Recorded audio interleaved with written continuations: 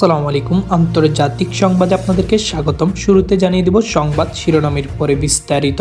হাতে থাকা সর্বশেষ আপডেট। এবার গাজা যুদ্ধবিরতিতে প্রস্তুত হামাস। এরপরে জানিয়ে দিব ইসরায়েল ও হিজবুল্লাহ যুদ্ধবিরতি চুক্তি নিয়ে যা জানা যাচ্ছে। আরও জানিয়ে দিব ইসলামাবাদে বিক্ষোভ কর্মসূচি প্রত্যাহার করল পিটিআই। সর্বশেষ জানিয়ে দিব হিজবুল্লাহ ও ইসরায়েলের যুদ্ধবিরতি শুরু। শুনছিলেন সংবাদ শিরোনাম, এখন বিস্তারিত।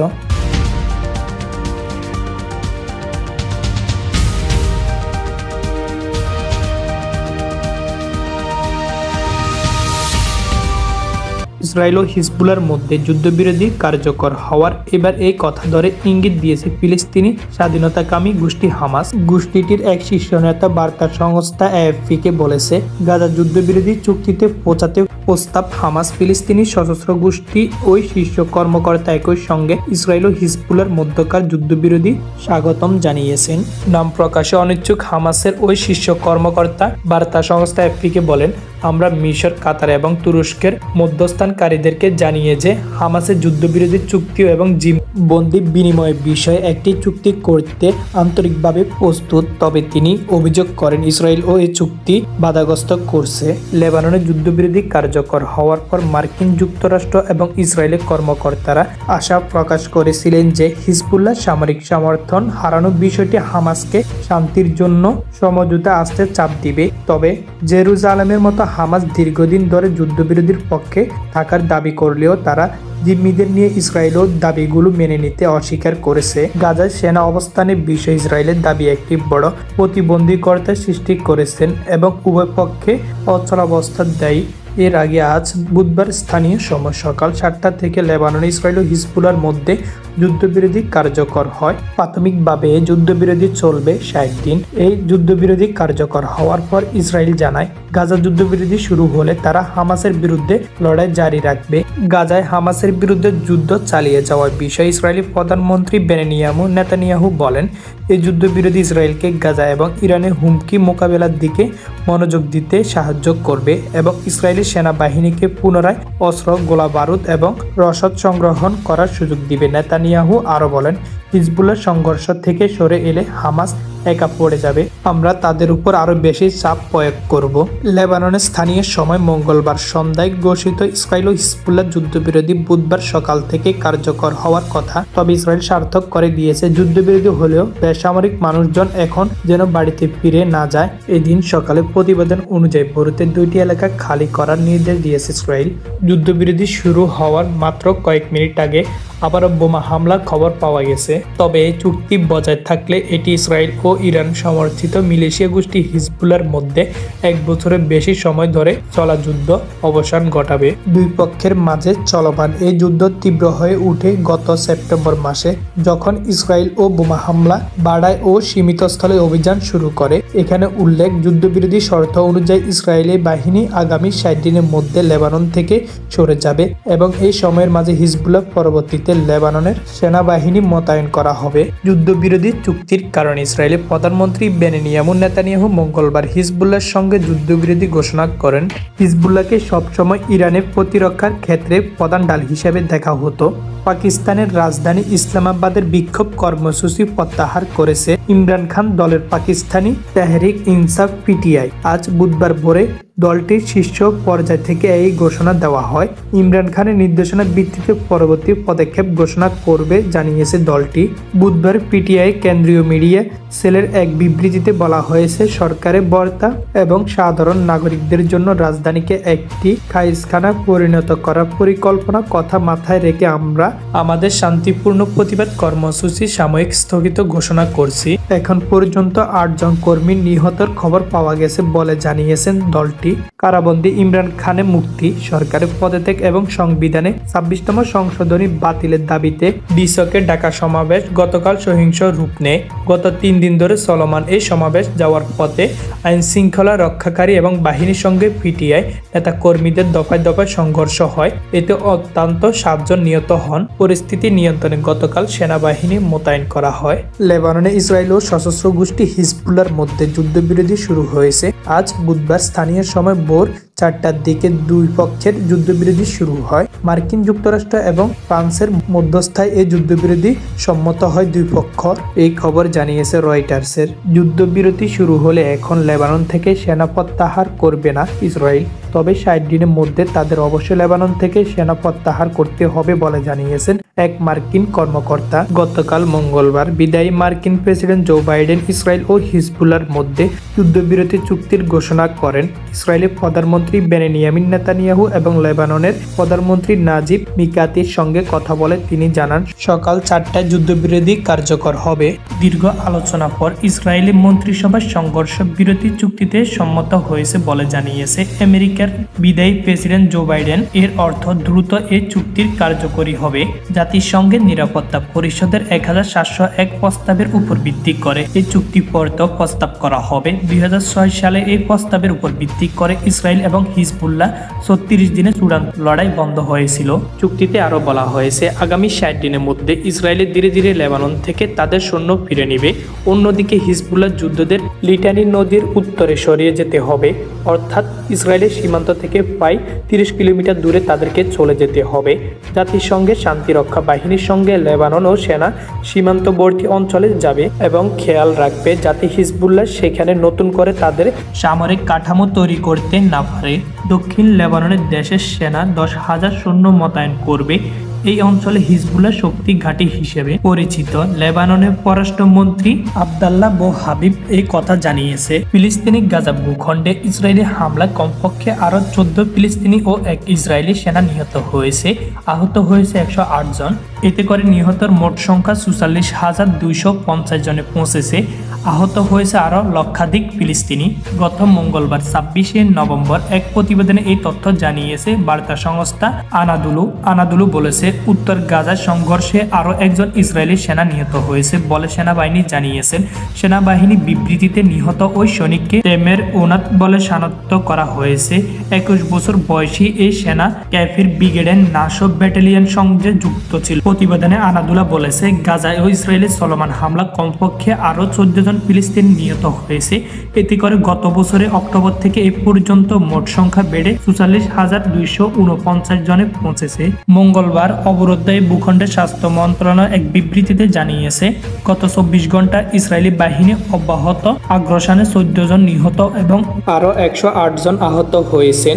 হামলা আরো অত্যন্ত 1,40,746 জন ব্যক্তিও আহত হয়েছেন। ইসরায়েলের বিমান হামলায় লেবানন জুড়ে অন্তত 22 জন নিহত হয়েছে এবং আহত হয়েছে আরো বহু সংখ্যক। মঙ্গলবার সেই দিন লেবানন ভিত্তিক সশস্ত্র ইসলামী গোষ্ঠী হিজবুল্লাহর সঙ্গে যুদ্ধবিরতি পৌঁছাতে ইসরায়েলের প্রধানমন্ত্রী নেতানিয়াহুর সরকার সেই দিন এই হামলা চালিয়েছে ইসরায়েলের বিমান বাহিনী।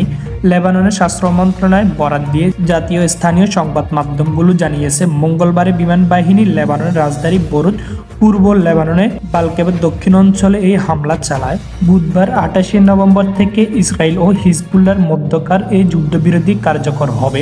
এর মধ্য দিয়ে 1 বছরের বেশি সময় ধরে চলমান এই এক রক্তক্ষয়ী সংঘর্ষের অবসান ঘটে যাচ্ছে বলে আশা করা যাচ্ছে। আজ শনিবার সকালে ইসরায়েলে যে হামলা চালিয়েছে তার জবাব দিতে প্রস্তুত তেহরান। বিষয়টির সঙ্গে পরিচিত ইসরায়েলের সরকার একটি সূত্রের দেশটির সংবাদ মাধ্যমে তাসনিম নিউজকে এই কথা জানিয়েছেন। নাম প্রকাশে অনিচ্ছুক সূত্রটি তাসনিম নিউজকে বলেছে ইরান যে কোনো আগ্রাসের প্রতিক্রিয়া জবাব দেওয়ার অধিকার রাখে। ইরানের বিরুদ্ধে ইসরায়েলে কোনো পদক্ষেপ নিলে দেশটি তার উপযুক্ত প্রতিক্রিয়া পাবে। এদিকে ইরানের 3টি প্রদেশের একাধিক সামরিক স্থাপনকে লক্ষ্য বাস্তব করে হামলা চালিয়েছে ইসরায়েল। তবে ঠিক কতগুলো স্থাপনা হামলা চালানো হয়েছিল সেই বিষয়টি কোনো তথ্য এখনো পর্যন্ত দেয়নি দেশটি। তেহরান দাবি করেছে ইসরায়েলের হামলায় ক্ষয়ক্ষতি সামান্যই। ইরানের ন্যাশনাল এয়ার ডিফেন্স হেডকোয়ার্টার জানিয়েছে ইসরায়েলের যুদ্ধবিমান তেহরান, খুজেস্তান ও এলাম প্রদেশের সামরিক ঘাঁটিগুলো লক্ষ্য করে হামলা চালিয়েছিল। এক বিবৃতিতে ইরান ওই বাহিনী জানিয়েছে ইসরায়েলের তেহরান, খুজেস্তান ও এলাম প্রদেশের সামরিক লক্ষ্যবস্তুকে আক্রমণ চালিয়েছে।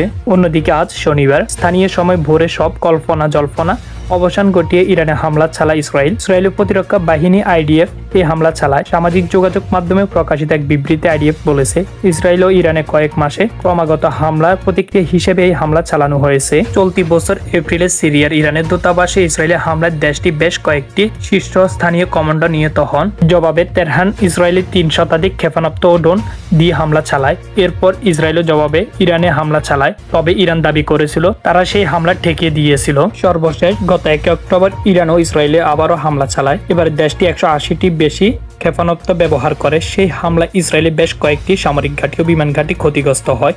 এরপর থেকে ইসরায়েল ও ইরানে হামলা চালানোর কথা বলে আসছিল। অবশেষে ইসরায়েল সেই হামলা চালায় আজ শনিবার। ইরানে হামলার অংশ নিয়েছিল ইসরায়েলের শতাধিক যুদ্ধ বিমান। এই শতাধিক যুদ্ধ বিমানের মধ্যে সর্বাধুনিক যুদ্ধ বিমান F-35 ছিল। দেশটিতে হামলা চালাতে ইসরায়েলের যুদ্ধ বিমানগুলো প্রায় 2000 কিলোমিটার পাড়ি দিয়েছিল। ইসরায়েলের সংবাদ মাধ্যম জেরুজালেমের পোস্টে প্রতিবেদন থেকে এই তথ্য জানা গেল। বিদেশি বিভিন্ন গণমাধ্যম প্রতিবেদনে বরাত দিয়ে জেরুজালেমের পোস্টে জানিয়েছে, ইরানে হামলা অংশ নিয়ে ইসরায়েলের যুদ্ধ বিমানগুলো প্রথমে সিরিয়া রাডার নেটওয়ার্কে হামলা চালায়, যাতে ইরানি সিরিয়ানের কাছে থেকে ইসরায়েলের যুদ্ধ বিমানগুলো অবস্থান সম্পর্কে জানতে না পারে। এরপর ইসরায়েলি যুদ্ধ বিমানগুলো ইরানের দিকে রওনা হয়। ইরানে হামলা সম্পূর্ণ হয়ে জানিয়েছে ইসরায়েলের সামরিক বাহিনী ঘোষণা দিয়েছে যে আইডিএফ ইরান ভূখণ্ডে কৌশলগত স্থাপনা ও হামলা চালিয়েছে এবং এই অপারেশন শেষ হয়েছে। এক বিবৃতিতে তারা বলেছে, ইরানের বিভিন্ন অঞ্চলে সামরিক লক্ষ্য বাস্তব আইডিএফ সুনির্দিষ্ট ও লক্ষ্যভিত্তিক হামলা চালিয়েছে।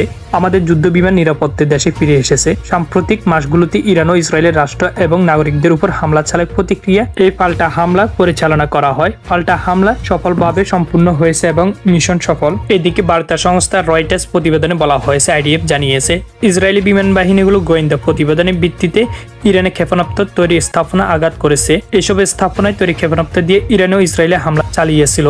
এইসব ক্ষেপণাস্ত্র ইসরায়েলি নাগরিকদের জন্য সরাসরি ও তাৎক্ষণিক হুমকি তৈরি করেছিল। ইরানের প্রতিরোধের মুখে দ্রুত হামলা শেষ করেছে ইসরায়েল। ইরান জানিয়েছে তারা সফলভাবে ইসরায়েলি আক্রমণ ঠেকিয়ে দিয়েছে। পাশাপাশি জানিয়েছে ইসরায়েলের হামলা ইরানের তেমন একটা ক্ষয়ক্ষতি হয়নি। আন্তর্জাতিক সংবাদ মাধ্যমগুলো খবরে বলা হয়েছে, ইরান ও ইসরায়েলের হামলা ব্যাপিত ছিল 4 ঘন্টার মতো। ইরান এয়ার ডিফেন্স বেস বা আকাশে প্রতিরক্ষা বিভাগ জানিয়েছে তারা সফলভাবে ইসরায়েলি আগ্রাসন ঠেকিয়ে দিয়েছেন। স্থানীয় সময় আজ শনিবার ভোরে ইসরায়েলি প্রতিরক্ষা বাহিনী আইডিএফ এই হামলা চালায়। সামাজিক যোগাযোগ মাধ্যমে প্রকাশিত এক বিবৃতিতে আইডিএফ বলেছে, ইসরায়েল ইরানে কয়েক মাসে ক্রমাগত হামলা প্রতিক্রিয়া হিসেবে এই হামলা চালানো হয়েছে। ইসরায়েলের মাজাদ আল ক্রুমে হিজবুল্লাহ ছোড়া রকেটে 2 জন নিহত এবং 7 জন আহত হয়েছে। শুক্রবার হতাহতের ঘটনা ঘটেছে বলে জানিয়েছে টাইমস অফ ইসরায়েল। সংবাদ মাধ্যমটি বলেছে, উত্তর আরবে এই শহরে একটি মিনি মার্কেটের কাছে রকেট আঘাত হানে। অল্প কিছুদিন আগে ইসরায়েলে ক্ষেপণাস্ত্র হামলা চালিয়েছিল ইরান। সেই হামলার জবাবে ইসরায়েলের স্থানীয় সময় আজ শনিবার ভোরে তেহরানে হামলা চালিয়েছে। ইসরায়েল জানিয়েছে তারা ক্ষেপণাস্ত্র নয়, যুদ্ধ বিমান দিয়ে হামলা চালিয়েছে ইরানে। ইসরায়েলি প্রতিরক্ষা বাহিনী দাবি করেছেন তাদের সব যুদ্ধ বিমান নিরাপত্তায় ফিরে এসেছে। একই সঙ্গে ইরান দাবি করেছে তারা ইসরায়েলি বিমান বাহিনী ঠেকিয়ে দিয়েছে। সব জল্পনা কল্পনা অবসান ঘটিয়ে অবশেষে ইরানে হামলা চালিয়েছে ইসরায়েল। স্থানীয় সময় আজ শনিবার ভোরে ইসরায়েলি প্রতিরক্ষা বাহিনী আইডিএফ গতকাল শনিবার ভোরে হামলা চালিয়েছিল ইসরায়েল। শতাধিক যুদ্ধ বিমান এই হামলা অংশ নিল। সেগুলো ইরানে আকাশ সীমায় প্রবেশ করেনি, বরং ইরানকে অবস্থিত যুক্তরাষ্ট্রের সেনাবাহিনীর নিয়ন্ত্রণাধীন আকাশ সীমা থেকে। ইরানের সশস্ত্র বাহিনী গতকাল এক বিবৃতিতে এই বিষয়টি জানিয়েছেন। ইরানের সশস্ত্র বাহিনী এক বিবৃতিতে বলেছে, ইসরায়েলের যুক্তরাষ্ট্র নিয়ন্ত্রণ ইরানি আকাশ সীমা ব্যবহার করে ক্ষেপণাস্ত্র দিয়ে হামলা চালিয়েছিল, কারণ আকাশ প্রতিরক্ষা ব্যবস্থা ইসরায়েলি যুদ্ধ বিমানগুলোকে ইরানে আকাশ সীমা প্রবেশ করতে দেয়নি। পাশাপাশি ইরানের আকাশ প্রতিরক্ষা ব্যবস্থা ইসরায়েলি ক্ষেপণাস্ত্র প্রায় সবগুলোকে ঠেকিয়ে দিয়েছে।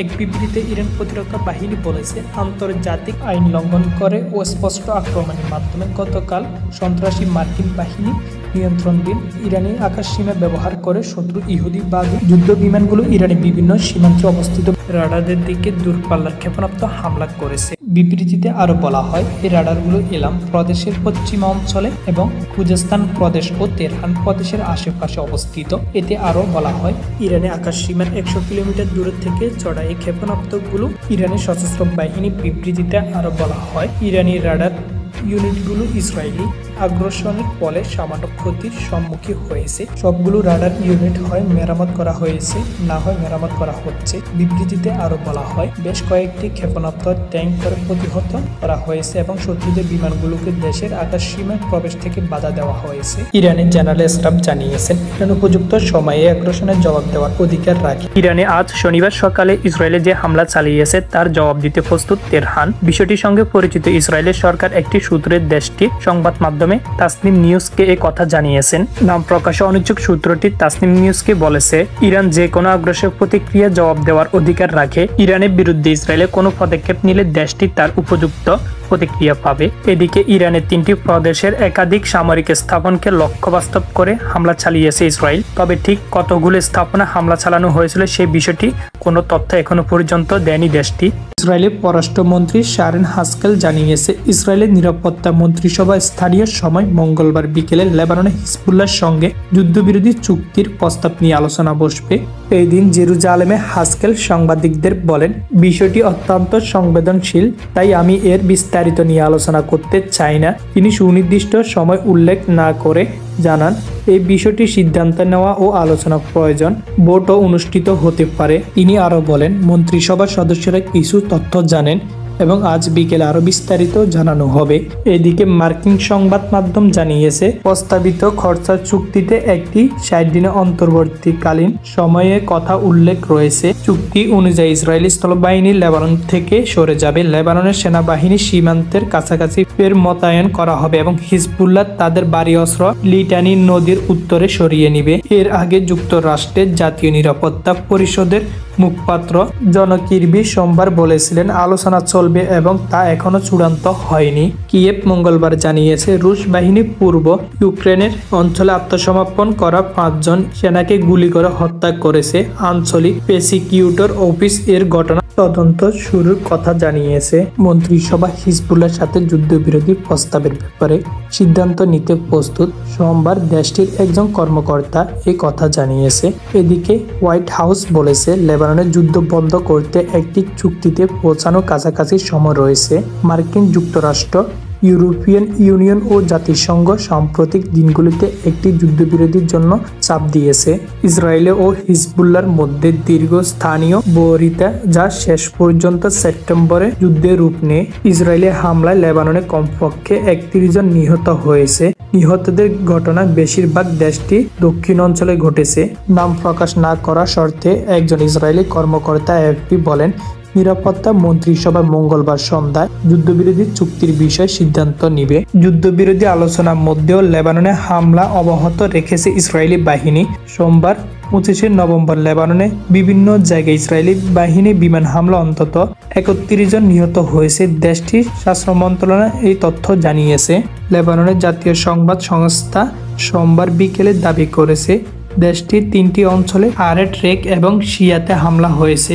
দেশটির স্বাস্থ্য মন্ত্রণালয় জানিয়েছে, অধিকাংশ নিহতের ঘটনা ঘটেছে দক্ষিণ লেবাননে। লেবানন ভিত্তিক সশস্ত্র ইসলামী গোষ্ঠী হিজবুল্লাহর সঙ্গে যুদ্ধবিরতি যেতে সম্মত ইসরায়েলের যুক্তকালীন মন্ত্রিসভা সব ঠিক থাকলেও শীঘ্রই লেবাননের যুদ্ধবিরতি ঘোষণা দিবে ইসরায়েল। যুদ্ধবিধ্বস্ত ও অবরুদ্ধ ভূখণ্ড গাজায় যুদ্ধবিরতি কার্যকর না হলে সশস্ত্র বাহিনীর চাকরি ছাড়ার হুমকি দিয়েছেন ইসরায়েলি সেনারা। এর মধ্যে 1.5 শতাধিক সেনারা এই বিষয়ে ইসরায়েলি সশস্ত্র বাহিনী ঊর্ধ্বতন কর্মকর্তাদের কাছে চিঠি দিয়েছেন। ইসরায়েলি সংবাদ মাধ্যম জেরুজালেম পোস্টের প্রতিবেদন থেকে এই তথ্য জানা গেছে। এর আগে কিছুদিন আগে ইসরায়েলি সশস্ত্র বাহিনী 138 জন সেনা চিঠি লিখে ঊর্ধ্বতন কর্মকর্তার জানান, গাজা যুদ্ধবিরতি কার্যকর না হলে তারা আর বাহিনীতে থাকবেন না। এই চিঠিতে স্বাক্ষরকারীদের মধ্যে একজন হচ্ছে নারী। সর্বশেষ গতকাল মঙ্গলবার আরো 15 জন সেনা একই ইস্যুতে চিঠি লিখে ইসরায়েলি সমরকর্তাদের হুমকি দিয়েছেন। চিঠিতে স্বাক্ষরকারীদের কয়েকজন জানিয়েছে, তারা এর মধ্যে বাহিনীর সঙ্গে তাদের কোনো চিহ্ন করেছেন, তারা আর ইসরায়েলি বাহিনী হয়ে কার্যক্রম পরিচালনা করবেন না। আবার অনেকে বলেছে তারা ধৈর্যের চূড়ান্ত সীমা পৌঁছে গেছে, গাজা যুদ্ধবিরতি বাস্তবায়ন না হলে তারা আর এই বাহিনীতে থাকবেন না। চিঠিতে আরো বলা হয়, 7 অক্টোবর সে অভিশপ্ত দিনে আমরা এক ভয়াবহ নির্বাচনে হত্যাকাণ্ডের মুখোমুখি হই। সেখানে 1000-এরও বেশি মানুষ নিহত হয় এবং শত শত মানুষকে জিম্মি করা হয়। আমরা সঙ্গে সঙ্গে সেনাবাহিনীর তালিকাভুক্ত হয়ে যুদ্ধে যোগ দিই, আমাদের দেশকে রক্ষা করার জন্য এবং গাজায় আটক জিম্মিদের উপর উদ্ধার করার জন্য। তবে আজ এটি স্পষ্ট যে গাজা যুদ্ধ চালিয়ে যাওয়া কেবল জিম্মিদের মুক্তি বিলম্ব করছে না, বরং তাদের জীবনকে বিপন্ন করো। অনেক জিম্মি ইসরায়েলি বাহিনী বোমা হামলায় নিহত হয়েছে, যা সামরিক অভিযানে উদ্ধার হওয়া মানুষের চেয়ে অনেক বেশি। সিটিতে তারা কবে চাকরি ছাড়বেন সে বিষয়ে নির্দিষ্ট কোনো তারিখ উল্লেখ করেনি। ইসরায়েলি গণমাধ্যম স্বীকার করেছে যে হিজবুল্লাহ এবং হামাস সহ ফিলিস্তিনি প্রতিরোধ গোষ্ঠীগুলোর আক্রমণ দখলদার গাজার ইসরায়েলি বাহিনী বিপুল সংখ্যক ট্যাঙ্ক এবং সাজোয়াজান ক্ষতিগ্রস্ত হয়েছে। ইসরায়েলি কর্তৃপক্ষ যদিও এই ক্ষতিগ্রস্ত ট্যাঙ্ক এবং অস্ত্রের সঠিক সংখ্যা উল্লেখ করেনি, তবে হিজবুল এবং হামাস সহ ফিলিস্তিনি প্রতিরোধ গোষ্ঠীগুলো আক্রমণে ব্যাপক ক্ষয়ক্ষতি হয়েছে বলে জানিয়েছেন। ক্ষতিগ্রস্ত যানবাহনের মধ্যে রয়েছে মার্কাভা ট্যাঙ্ক এবং টাইগার ইটান সাজোয়াজান। সেগুলো মেরামত ইসরায়েলি সেনাবাহিনী রক্ষণাবেক্ষণ কেন্দ্রে করা হয়, তবে সেগুলোর সংখ্যা এখন এমন পর্যায়ে পৌঁছেছে যে সেগুলো মেরামত করার জন্য যথেষ্ট কর্মী নেই ইসরায়েলের। সূত্র ইরান। ফিলিস্তিনি স্বাধীনতা কর্মী সংগঠন হামাসের বিরুদ্ধে পরিচালিত ইসরায়েলের সামরিক অভিযানে রীতিমতো ধ্বংসের পরিণত হয়েছে গাজা, যা পুনর্গঠন করতে কয়েক শত সময় লাগতে পারে বলে দীর্ঘদিন ধরে সতর্ক আসছে জাতিসংঘের সংস্থানগুলো। অবরুদ্ধ গাজায় চালানো ইসরায়েলি অভিযান দ্বিতীয় বিশ্বযুদ্ধের পর সবচেয়ে মারাত্মক ও ধ্বংস সামরিক অভিযানের একটি হিসেবে বিবেচিত হচ্ছে। এখন যুদ্ধে 1 বছরেও বেশি সময় পেরিয়ে গিয়েছে এবং একটি নতুন প্রতিবেদন শতাধিক দৃষ্টিকোণ থেকে কথা বলছে। সেখানে বলা হয়েছে যদি যুদ্ধকাল শেষ হয়ে যায় এবং গাজা আবার 2023 সালের 7 অক্টোবরে আগের মতো অবস্থায় ফিরবে। গত 1 বছরের বেশি সময় ধরা এই যুদ্ধের আগে গাজা ইসরায়েল এবং মিশনের অবরুদ্ধ অধীনে ছিল। 2007 সালে হামাস ক্ষমতা গ্রহণ করার পর অবরুদ্ধ আরোপ করা হয়। বর্তমান যুদ্ধ গাজা বিভিন্ন এলাকায় বিপুল ধ্বংস বয়ে এনেছে। এক একটা পাড়া মহল্লা ধরে ধরে নিশ্চিত হয়ে গেছে। গোটা জনপদের রাস্তাঘাট এবং গুরুত্বপূর্ণ অবকাঠামোগুলো ধ্বংস হয়ে গেছে।